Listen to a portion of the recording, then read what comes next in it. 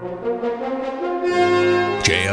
40 years, 40 people, 40 stories. On News Talk 820 WBAP. For many of the journalists covering President Kennedy's trip to Texas, the workday actually began on November 21st. In those days, the UPI would send a bulletin on the arrival and departure of a president. So that's what I was there to do. Here in this rain in Fort Worth, in Texas, in the United States, we're going forward. Thank you. Preston McGraw was already a veteran UPI reporter in 1963. His main responsibility on the 22nd was to cover Kennedy's speech at the Trade Mart.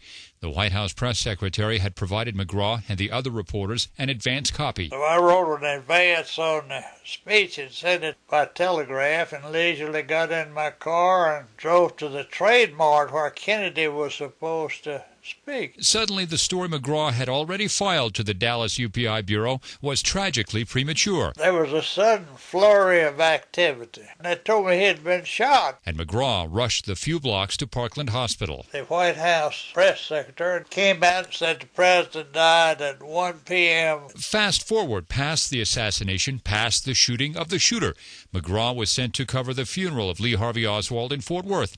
It soon became clear that not enough mourners were present to serve as pallbearers. I stepped up and I took it, and the AP man got on the other side, and we took it to the grave. Preston McGraw's career with UPI would last another 20 years, but the final 2 weeks of November 1963 represent the story of a lifetime. I guess I'm not allowed to forget it, but yes, undoubtedly it was the biggest, undoubtedly. For JFK 40, I'm Jim Ryan, WBAP 24-Hour News.